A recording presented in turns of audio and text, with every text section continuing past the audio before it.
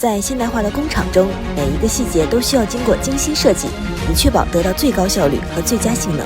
而智能化布局不仅是提高生产力的工具，它还代表着对未来制造业趋势的洞察和应对。打造灯塔工厂，智能化工厂布局是否有优选？挑战实地探访100家客户。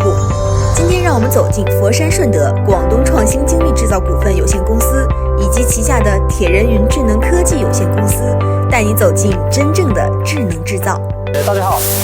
今天我给大家介绍一下我们整一个的全自动化生产线。在我后边比较高耸的就是我们这个多列的立体料库，每一列是有10层，每层可以盛到3吨的一个原材料。然后映入眼帘的是这台1拖1的生产线。我们整个流水化生产线接到这个生产任务订单，就会从这个料库这里取料，然后放到我们的这个激光切割机上去生产，就可以根据客户的一个现场的情况来规划1拖1、1拖2，甚至是多条线连接这个脸部都行。大家可以看到，我们现在这个激光切割机目前已经在加工了，因为它已经接到我们整个从上游发来一个生产任务单，目前在加工的是一个3毫米的碳钢板氮气切割，在每分钟可以跑到18米。除了智能化设备赋能外，我们还需要什么完善智能化工厂改造呢？让我们听听客户的聲音吧。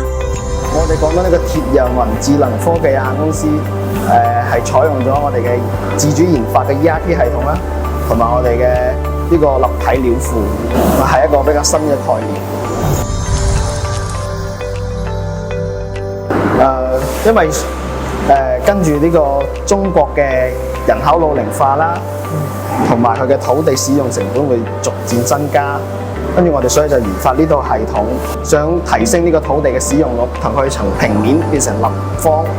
咁樣可以提高我哋嘅土地使用率，咁樣仲可以減低我哋嘅人工嘅支出，仲會提升我哋嘅效率。我覺得呢行應該未來都係會往數字化咁樣去轉型㗎啦，都係嗰句啦。接下來我哋嘅國際市場、國際工廠肯定會有越嚟越大嘅挑戰，我哋嘅成本就越嚟越會上升，所以就必須要採取呢種咁嘅措施，去降低我哋嘅成本，提升我哋嘅效率。大族激光係我哋嘅自主品牌啦，佢其實可以同埋我哋嘅呢個智能料庫連接埋一齊，就唔會好似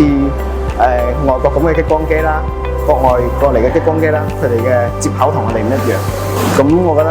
咁樣對我哋嘅以後嘅數字發展會有一個好大嘅幫助。祝我哋大族激光越嚟越好，我哋大家支持國產自主品牌。